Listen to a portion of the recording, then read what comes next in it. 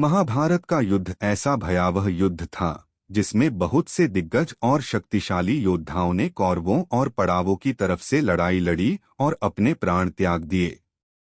उन्हीं दिग्गज शूरवीरों में से एक थे सूर्यपुत्र कर्ण। ये तो सभी को पता है कि उनके जन्म होने के बाद से लेकर मृत्यु तक उन्हें कितनी ज्यादा यातना झेलनी पड़ी थी। अपने साथ हुए इन अन्यायों को लेकर महाभारत के युद्ध में मरते हुए कर्ण ने भगवान श्री कृष्ण से कुछ सवाल किए थे और आज हम आपको यही बताएंगे कि वो सवाल क्या थे और श्री कृष्ण ने उन सवालों के क्या उत्तर दिए थे।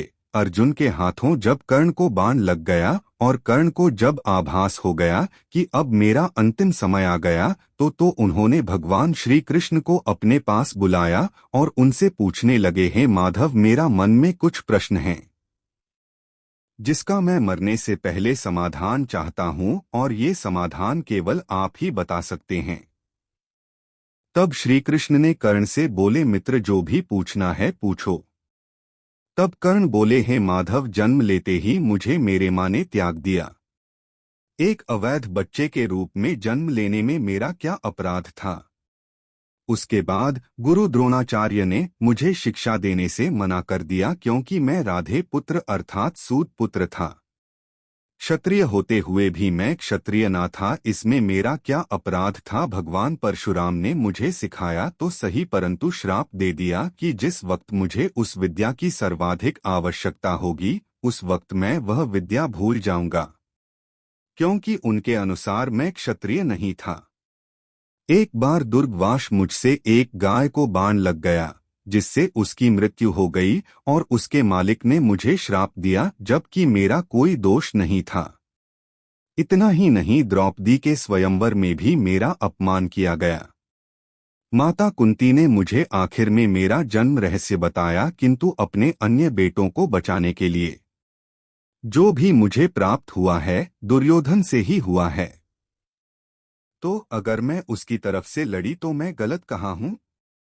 कर्ण के प्रश्न को सुनने के बाद भगवान कृष्ण ने मुस्कुराते हुए उत्तर दिया और कहा, कर्ण, मेरा जन्म कारागार में हुआ। जन्म से पहले ही मृत्यु मेरी प्रतीक्षा में घात लगाई थी।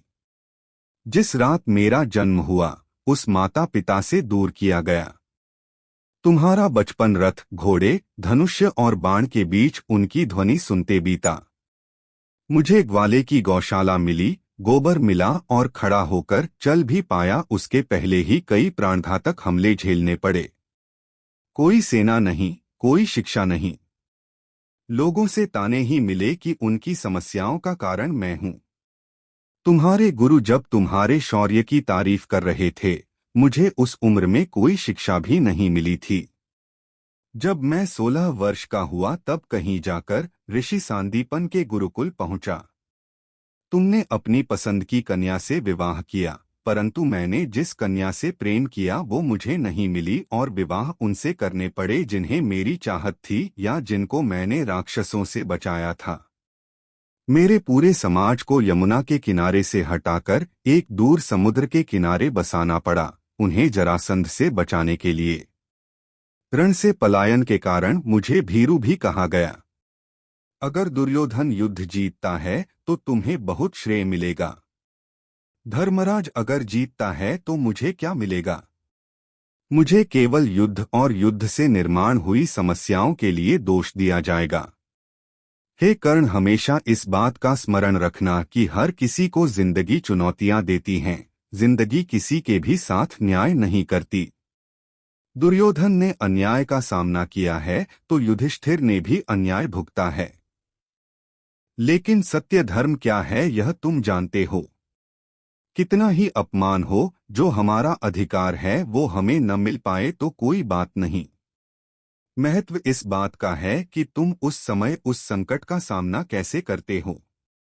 इसलिए रोना धोना बंद करो कर्ण, और ये जान लो कि जिंदगी न्याय नहीं करती। इसका मतलब यह नहीं होता कि तुम्हें अधर्म के पथ पर चलने की अनुमति है।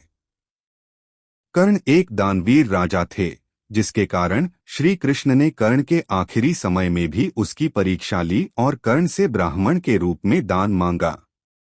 तब दानवीर ने दान में अपने सोने के दांत तोड़कर भगवान कृष्ण को दे दिए। इस दान वीरता से प्रसन्न होकर भगवान ने उन्हें वरदान मांगने को कहा। कर्ण ने वरदान के रूप में अपने साथ हुए अन्याय को याद करते हुए अपने अगले जन्म में उसके वर्ग के लोगों का कल्याण करने को कहा। दूसरे वरदान के रूप में श्री कृष्ण को जन्म अपने राज्य में लेने को कहा और तीसरे वरदान के रूप में अपना अंतिम संस्कार ऐसी जगह करने को कहा जिस धरती पर एक भी पाप न हुआ हो। भगवान ने कर्ण के सभी वरदानों को स्वीकार कर लिया।